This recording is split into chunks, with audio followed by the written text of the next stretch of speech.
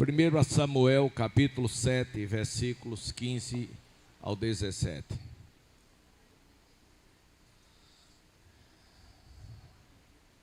Glória a Deus.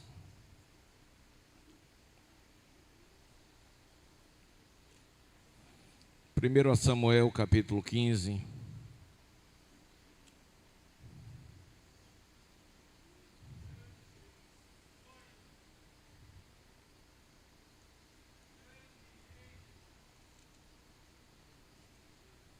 Desculpe, irmãos, capítulo 7, 15 ao 17.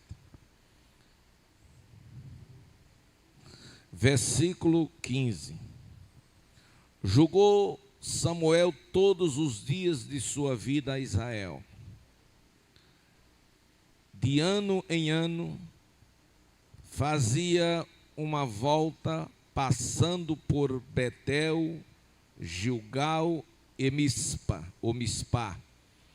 E julgava Israel em todos os seus lugares. 17. Porém voltava a Ramá, porque sua casa estava ali, onde julgava Israel, e onde edificou um altar. E onde edificou um altar. Está aí o pilar, o marco da vitória de Samuel. E esta noite nós queremos trazer a memória dos amados irmãos a grande necessidade do povo de Deus,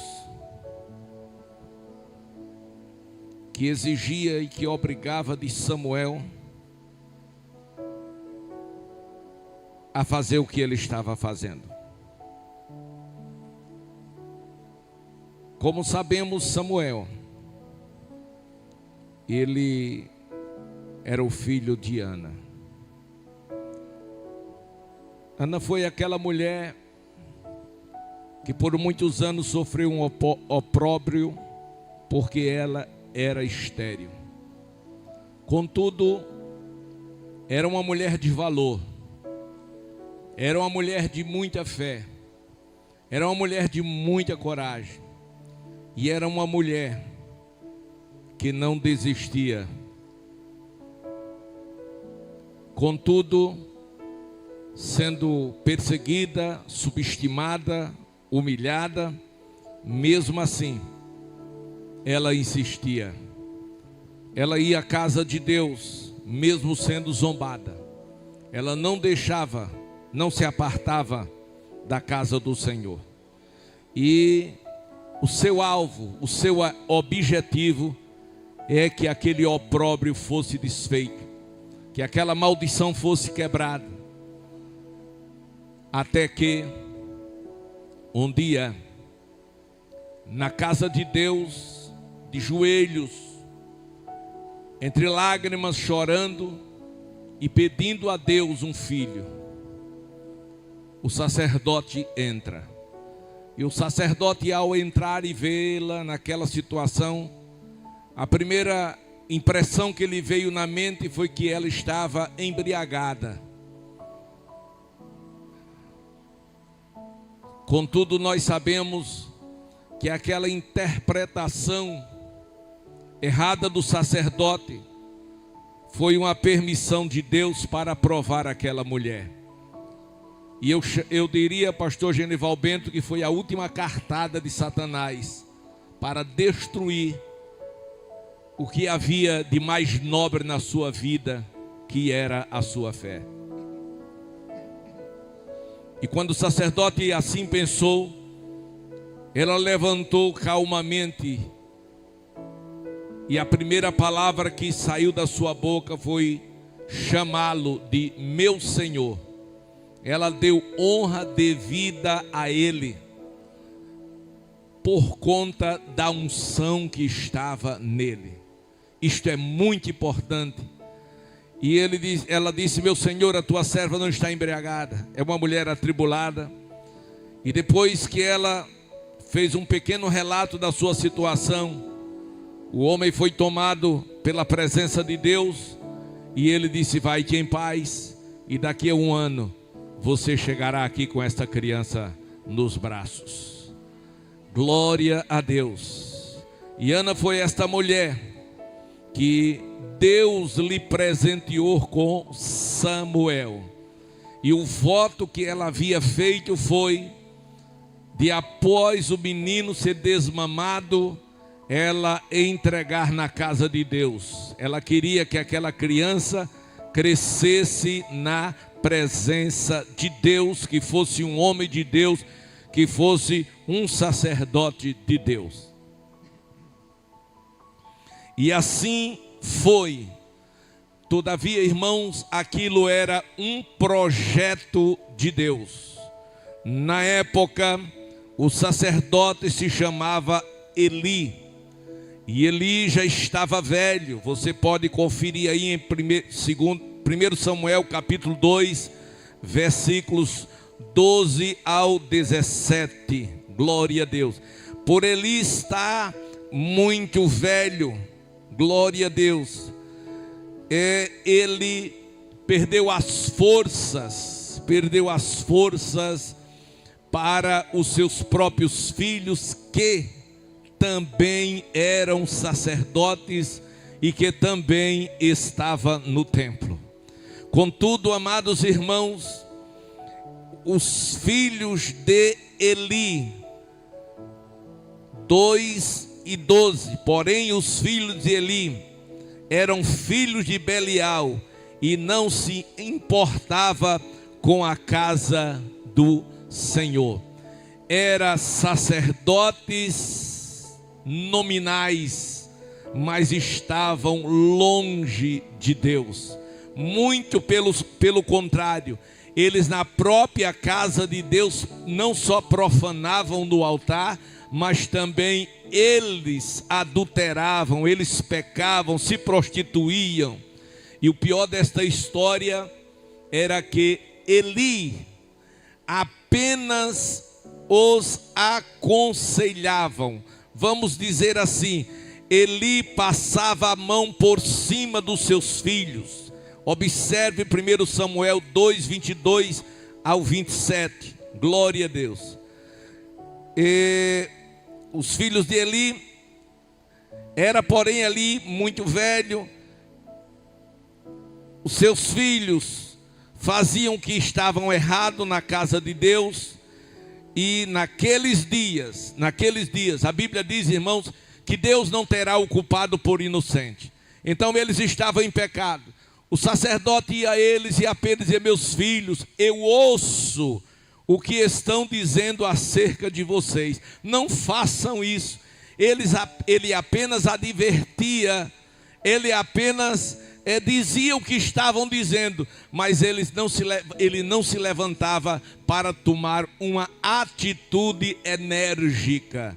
A bem da verdade, aqueles garotos, aqueles filhos que já não eram mais inocentes nem crianças, eles precisavam sim serem disciplinados, eles precisavam sim serem corrigidos. Foi o que Elias não fez, e isto é muito perigoso, quando não se disciplina a pessoa que está pecando contra o Deus eterno e todo-poderoso.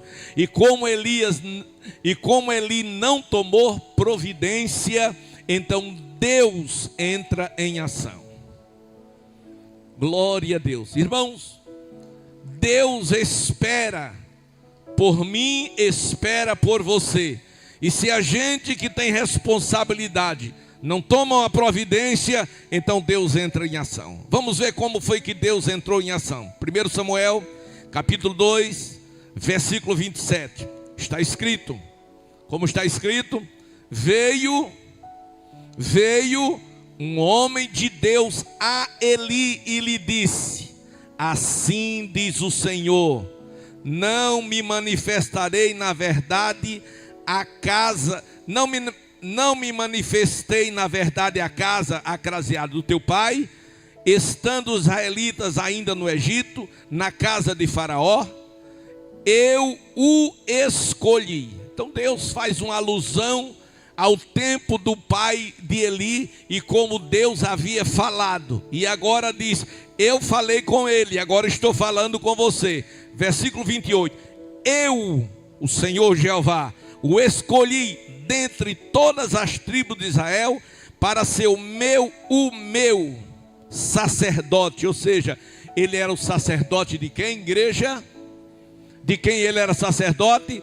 Sacerdote de Deus. Então ele tinha uma responsabilidade muito grande para subir ao meu altar, para queimar incenso, para trazer a estola sacerdotal perante mim, e dei à casa de teu pai todas as ofertas queimadas dos filhos de Israel. Porque pisai aos pés os meus sacrifícios e as minhas ofertas de manjares, que ordenei e me fizesse na minha morada. E tu, porque honras, é aqui que eu quero que vocês observem, senhores pais, senhores líderes, senhores dirigentes de congregações, preste atenção, falando Deus a Eli, e tu,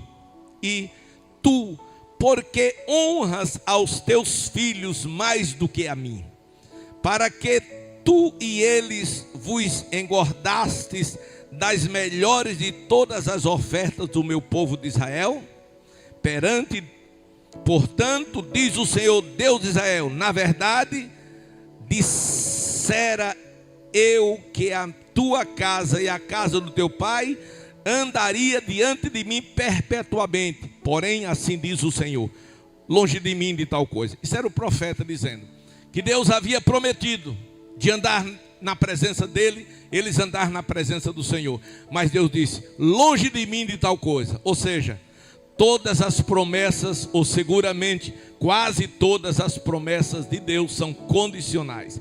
Deus promete, porém tem os critérios para que essa promessa se cumpra. Se você se desviar, Deus também se desviará de você. E o que aconteceu, meus amados irmãos?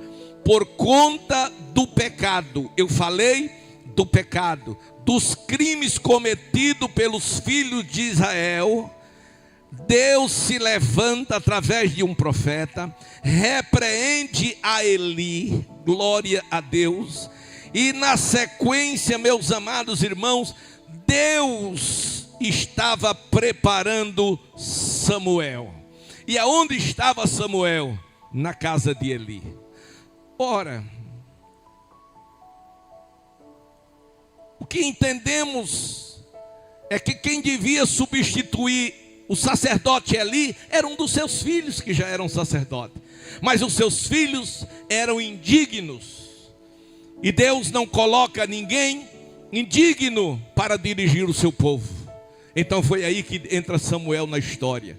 E Samuel, meus amados irmãos, era um filho de um milagre, de uma mãe estéril, glória a Deus. E esse garoto crescia na casa e na presença de Deus, e todos os anos sua mãe trazia uma estola sacerdotal para ele. Mas um dia, uma certa noite, Deus o visitara. E quando Deus o visitou, Deus falou com ele, chamando-o pelo seu nome, Samuel, Samuel, por 3 vezes. E as 2 primeiras ele correu aos sacerdotes, porque apesar de ter uma estola sacerdotal, apesar de estar na casa de Deus, mas ele não conhecia o Senhor. Este conhecimento fala não havia tido uma experiência pessoal com o Senhor. Às vezes a pessoa está na casa de Deus, mas ainda não o conhece, ou seja, não tem ainda uma experiência pessoal com o Senhor, que é por demais necessário, glória a Deus, principalmente os nascidos da fé, glória a Deus. Então, quando Deus falou com ele, primeira e segunda vez, ele correu para o sacerdote. Na segunda, o sacerdote, pela sua experiência, entendeu. Era Deus que estava falando com ele. E ele disse: volte, deite-se, e se a voz vier outra vez, você não venha para cá. Você diga: fala, Senhor, que o teu servo ouve. E foi assim que ele, na obediência ao sacerdote Eli, ele respondeu: fala, Senhor, que o teu servo ouve. E o Senhor lhe deu uma visão, e o Senhor falou o que estava acontecendo e estava para acontecer com Israel. Meus amados e queridos irmãos, Deus não deixa o seu povo sem avisar do perigo. Deus não para de falar à sua igreja. Deus não fala, não deixa de advertir o seu povo. A Bíblia diz: quem tem ouvidos, ouça o que o Espírito diz à igreja. Eu sei, eu entendo que vivemos em dias de indiferentismo espiritual, e por esta razão, necessariamente, a igreja precisa passar por um avivamento espiritual. Este é o nosso tema, a necessidade de um avivamento espiritual. Ora, por que Israel precisava passar pelo avivamento espiritual? Porque estavam pisando o que era sagrado. Porque estavam profanando a casa de Deus. Porque não estavam levando a sério o altar. O altar, meus amados e queridos irmãos, estava corrompido. O altar, havia no altar pecado, e Deus não admite, Deus não aceita. E o que foi que Deus fez?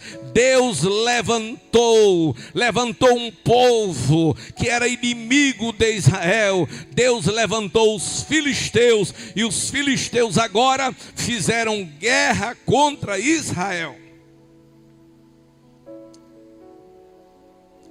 No tempo de Gideão aconteceu a mesma coisa.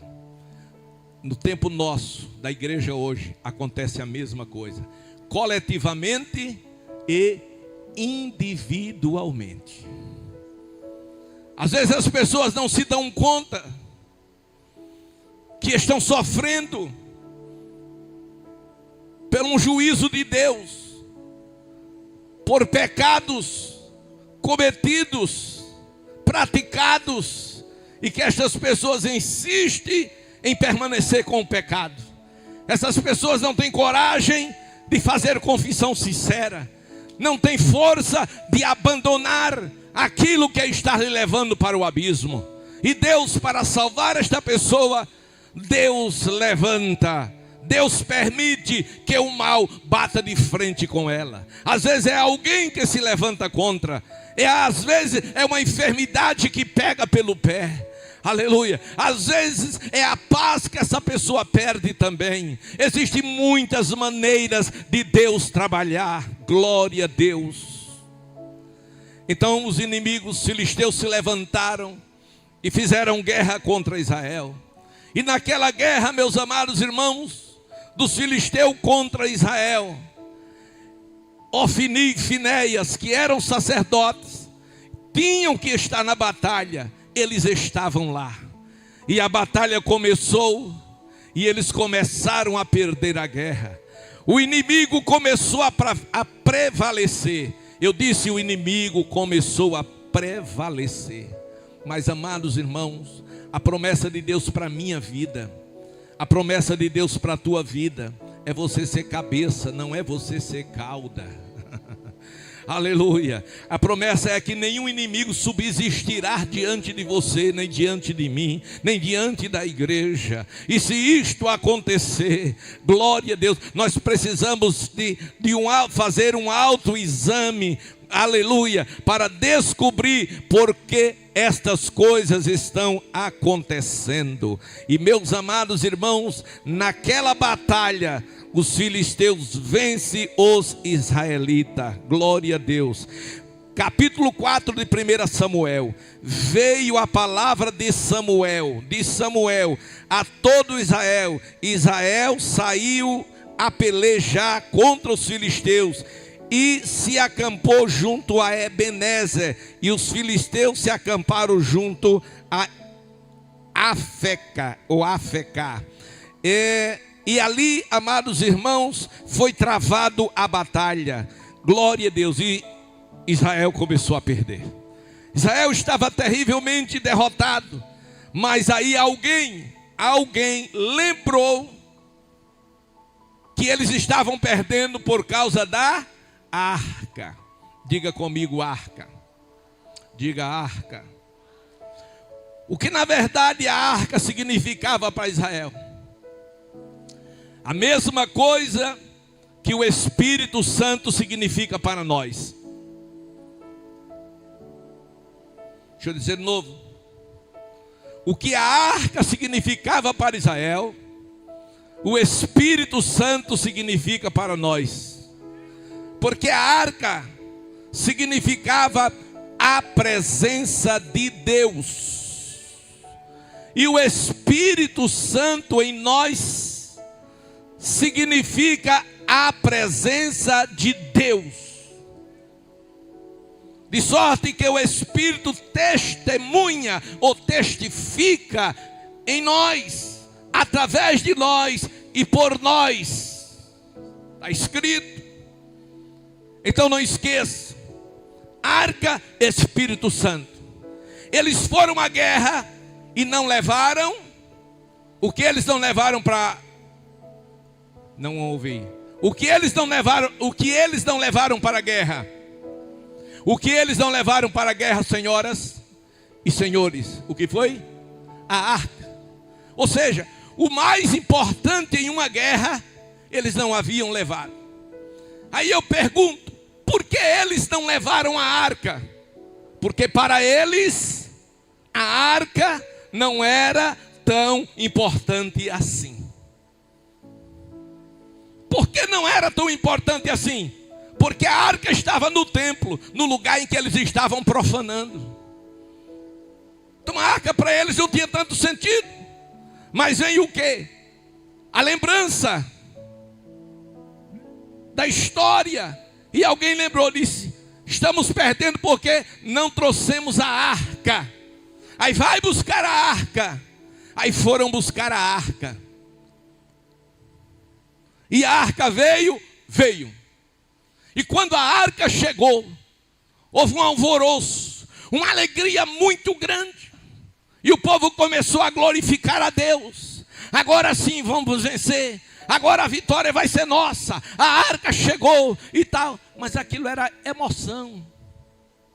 Glória a Deus. Porque a arca estava chegando. Mas estava chegando sem a presença de Deus. É um crente sem o Espírito Santo. O demônio pega alguém ali. Aí você aparece. Eita, graças a Deus que apareceu aquele irmão. Chama ele aqui.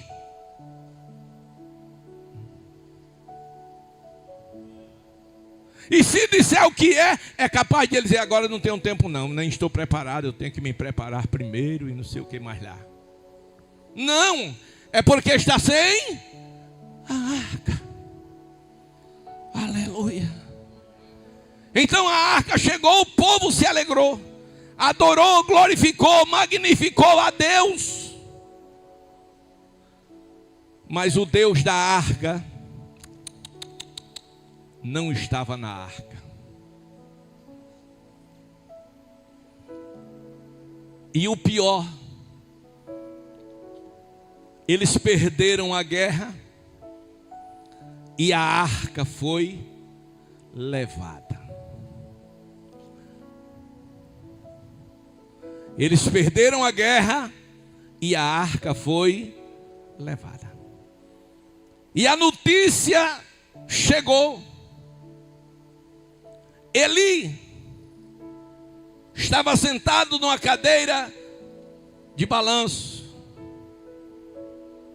Tranquilo, tranquilo. Por quê? Porque ele sabia que Israel ia vencer.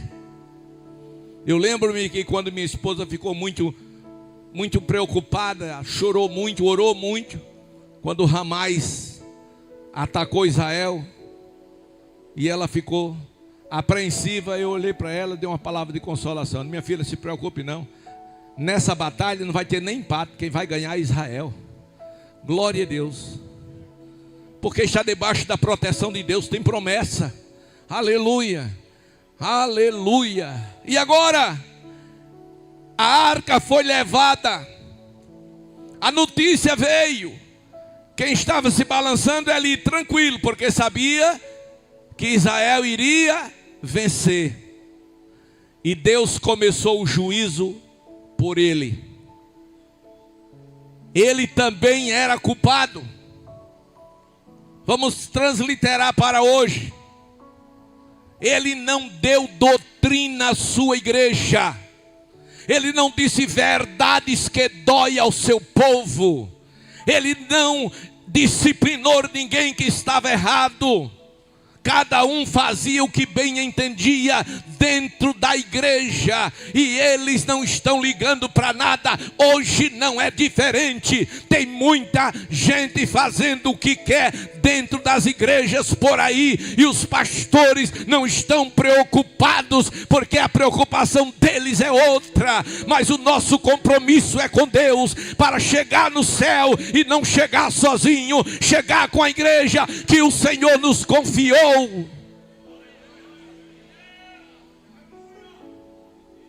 Aleluia. Aí começa por ali. Quando soube da notícia, ele cai da cadeira e morre. Mas ele não morreu porque foi os seus filhos que morreram. Ofni e Finéias foram os primeiros a passar pela espada de Deus, Jeová. Ele não morreu por conta da espada que passou pelos seus filhos. Ele morreu porque a arca foi levada. Aleluia. E a filha, a esposa de Ofni, estava grávida quando soube, prematuramente deu à luz um filho. E o nome do menino, e acabou. E o que significa? Foi-se a glória de Israel. Israel não tem mais glória. Por quê? Porque não tem mais arca. Sem arca não tem glória. Sem glória não tem poder. Sem poder não tem vitória. Sem vitória não tem presença de Deus. Então precisa da arca em Israel, como precisamos do Espírito em nossas vidas.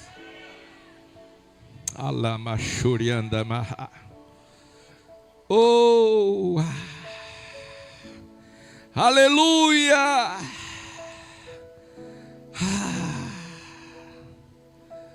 Israel precisava de vitória. A arca, por onde ela foi bênção e foi maldição. Como é que pode, pastor? Claro que pode. Foi bênção para os que andavam com Deus, e foi maldição para os que andavam sem Deus. Os filisteus, não dá tempo a gente sair lendo texto a texto, o tempo já terminou. Mas os filisteus pegaram a arca e levaram para casa o templo do seu Deus. Quem era o Deus dos filisteus? Dagon. E eles, os filisteus, atribuíram a vitória a Dagon. Disse: Dagon derrotou Jeová e derrotou o seu povo. Aleluia. Aí pegaram a arca e colocaram no templo de Dagon. Quando foi a certa altura, viram aquele barulho, aquele estrondo. Dagon está pisando Jeová de pé, está pisando a arca de pé. Aí quando chegou lá, meus amados irmãos, Dagon estava no chão, com a cara no chão, todo arrebentado. Eles pensavam que era Dagon que estava quebrando Jeová. Era Jeová que estava quebrando Dagon, porque Jeová é Deus Todo-Poderoso no céu, na terra, embaixo da terra. E Dagon não é coisa nenhuma.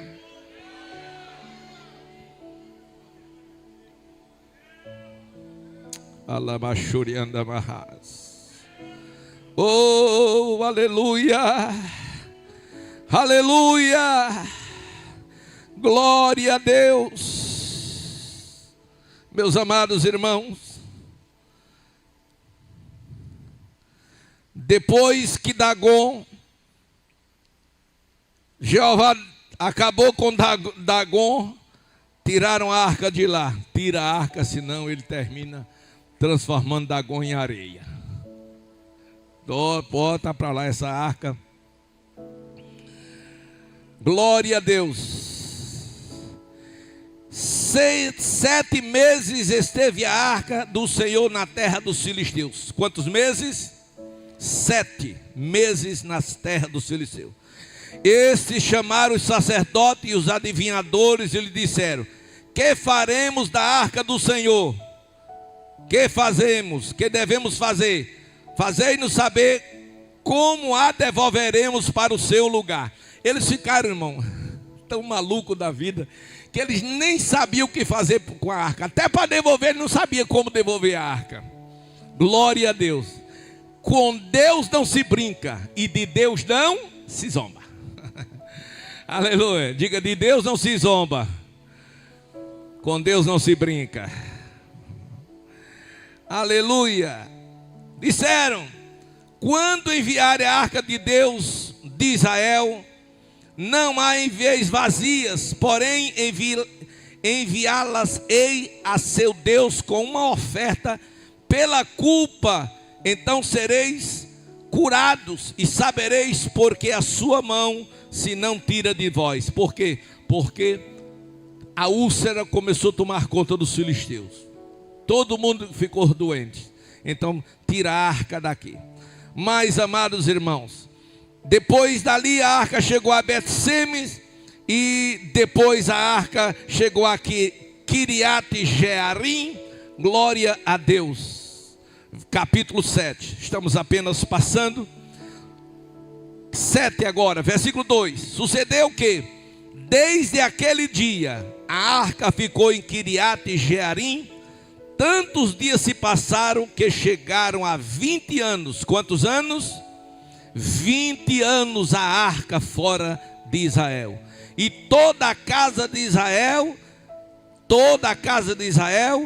dirigia lamentações ao Senhor. Coloca aí esse texto, meu filho. 1 Samuel 7:2. Veja só. Quando a arca estava fora este tempo todo, aqueles crentes, estou transliterando, irmão, que não gostava de orar, que não gostava de vir um culto, agora todos eles estavam humilhados, sofrendo, pedindo misericórdia, pedindo graça a Deus. E eles agora começaram a se lamentar ao Senhor. Eles começaram a chorar. Eles começaram a pedir a presença de Deus na vida dele, porque sem arca não tem presença de Deus, sem Espírito Santo não tem presença de Deus, sem Espírito Santo não tem fome da palavra, não tem sede da palavra. Sem a presença de Deus, o crente não tem vontade de ficar de joelho buscando ao Senhor. Mas agora eles estavam fazendo o quê? Eles estavam lamentando, fazendo lamentações, clamores, lágrimas, querendo a arca. Versículo 3. Falou Samuel a toda a casa de Israel, dizendo: que foi que Deus disse? Que foi que Samuel falou? Versículo 3. Dê uma olhadinha lá. Se é de todo o vosso coração,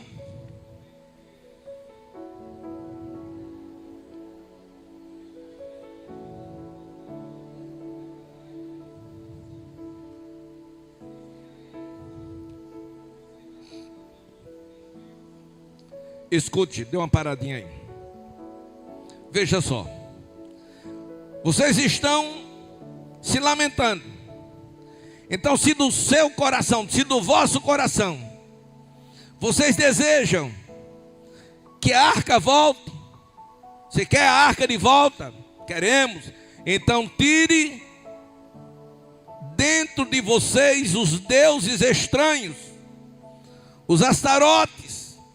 Preparai o coração ao Senhor, servi a Ele só, e Ele vos livrará das mãos dos filisteus. Deus está aqui dando uma lição. E se você quer a minha presença, então você tem que tirar de você tudo aquilo que eu não gosto, que eu não quero na sua vida. Você tem que fazer uma escolha. Ou você abandona tudo que Deus não quer, que Deus não gosta, para servir a mim, ou então você fique lá com os seus deuses, fique lá com o seu pecado e me deixe tranquilo. Versículo 4, o que aconteceu? Vamos lá, toda a igreja. Então,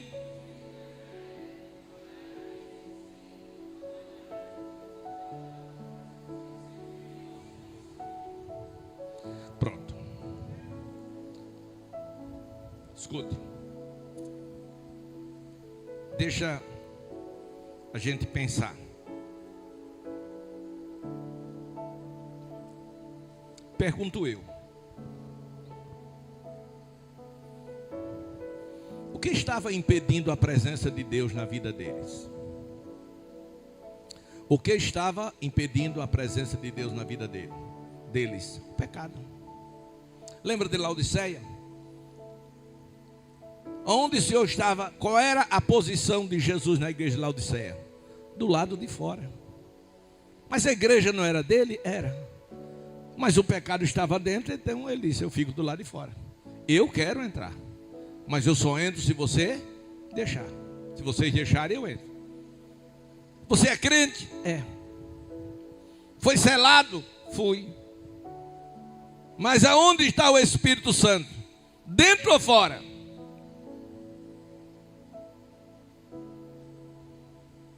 Davi, segundo o coração de Deus, pecou. E quando ele pecou, o Espírito Santo não o abandonou, não. Mas também não interagiu. Ficou fora dos seus planos, dos seus projetos. De sorte que ele disse: Senhor, não retire de mim o teu Espírito Santo. Ou seja, não saia da minha vida. Eu preciso do Espírito Santo. Se você precisa do Espírito Santo, você tem que tirar da sua vida tudo e qualquer coisa que desagrada a Deus. Esta é a lição. Se eu quero o Espírito Santo atuando e operando na minha vida e através de mim, eu tenho que tirar da minha vida tudo, eu disse tudo que desagrada a Deus, para que Deus opere. E esta mudança se chama transformação. A transformação que traz o avivamento. E essa transformação acontece por meio da santa e gloriosa palavra do Senhor. Quando a gente fala em este avivamento, nós precisamos fazer uma avaliação que se paute na prática, ou seja, na experiência que nós precisamos ter com Deus através do Espírito Santo no nosso dia a dia. Não é apenas o intelecto, o conhecimento teológico, não, é a experiência espiritual. Aleluia! É uma renovação espiritual, ou seja, tornar novo aquilo que está envelhecido, tornar novo aquilo que está deteriorado, glória a Deus, tornar novo. E é isso que Deus quer fazer na sua vida nesta noite, uma renovação espiritual que cause fervor espiritual, que cause dedicação e ação, aleluia, como foi na vida do diácono Filipe na perseguição da igreja do Senhor em Jerusalém. Você não me entendeu? Seguramente não.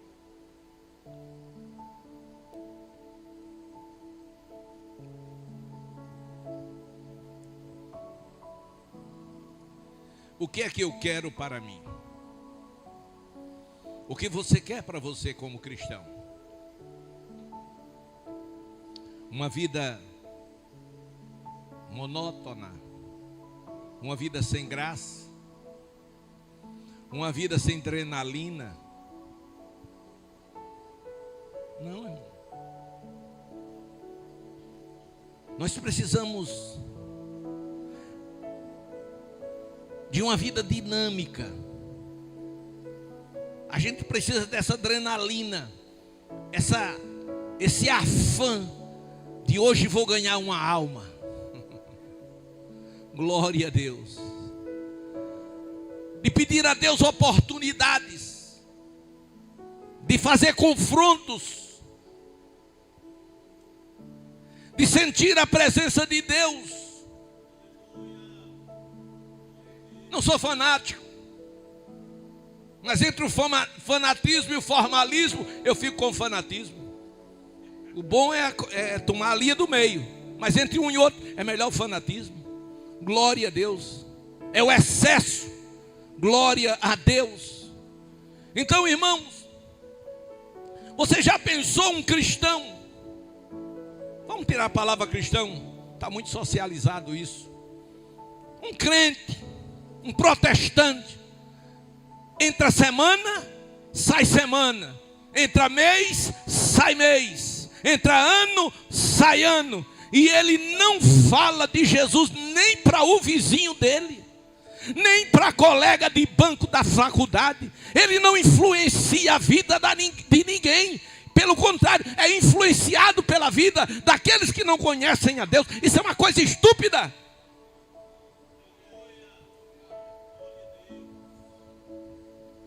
Eu tenho que contaminar o mundo com a poderosa palavra de Deus, com a minha vida, com o meu testemunho. Alguém tem que olhar para mim, ser impactado e perguntar: o senhor é crente?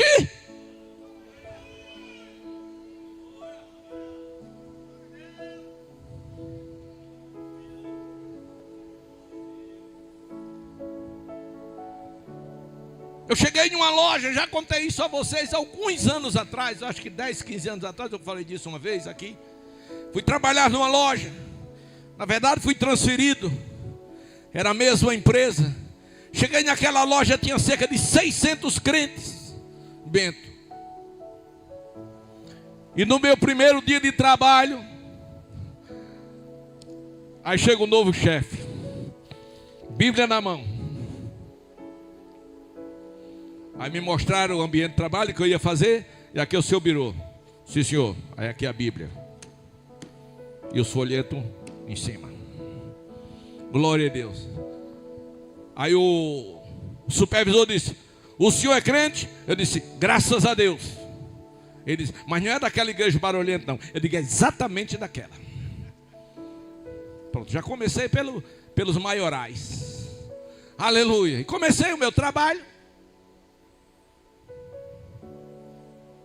Com pouco tempo, coisa de um mês, até o primeiro mês, eu não vi ninguém crente. Quando o povo começou a fazer amizade comigo e eu com eles, aí disse: é crente? Eu digo: sim. Eu digo: agora sim. Porque aquele moço ali, ó, aquele é crente também. Eu digo: ele é crente? Sim, aquele que vive ali, lá fora jogando baralho, ele é crente também. É. E aquele é crente. E aquela mocinha é crente também. Estava assim a loja de crente. E quando eu cheguei, não achei nenhum. Glória a Deus. E os pecadores começaram a entregar os crentes. E eu comecei a pregar para eles em cima das dúvidas. Crente pode beber? Eu digo: se for água, se for leite, se for café, eu bebo essas coisas. Não, uma bebidazinha alcoólica. Eles nem socialmente, eu digo: não pode não. Ele disse: não, mas tem um irmão aqui que ele bebe. Disse que beber socialmente não é pecado não. Eu digo: isso não está na Bíblia não, meu amigo. Glória a Deus. Então, meus amados irmãos, o que acontece é que os crentes hoje precisam de uma renovação espiritual, que cause fervor espiritual, uma renovação que traga dedicação, que traga ação, que traga manifestação do poder de Deus. A corrida é grande, Hoje, é grande a corrida pelo conhecimento. E eu não sou contra. Não faço apologia à ignorância, de forma alguma. Glória a Deus. Mas eu quero dizer uma coisa muito importante. O perigo é muito grande. Muitas pessoas estão se formando em teologia. Pastor, o senhor é contra a teologia? De forma alguma. Teologia, Teo e Logos. Teo, Deus. Logos, estudo. Então teologia é o estudo de Deus, no grego. Mas eu olho para a Bíblia, Abacuque 3:2. O profeta diz: ouvi, Senhor, a tua palavra. Ouvi. Não é muita coisa, mas ouvi. E temi. E aviva, ó Senhor, a tua obra no meio dos anos. Eu ouvi e eu temi. Eu quero que tu opere. Se ouvir e não temer, não serviu de nada. Eu conheço de Gênesis a Apocalipse. E se Jesus vier agora, a trombeta toca agora, tu vai para o céu?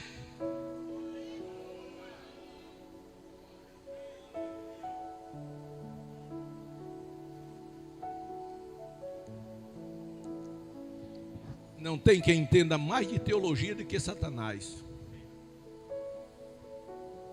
Ele foi pregar até para Jesus no deserto, citando textos bíblicos, sem esboço. É que ele é bom mesmo. Queridos, para isso, para experimentar este avivamento, seguramente 5 coisas são necessárias. Quantas coisas? 5 coisas são necessárias. No próximo culto eu digo quais são as 5 coisas que não são necessárias para um avivamento. Fiquemos de pé.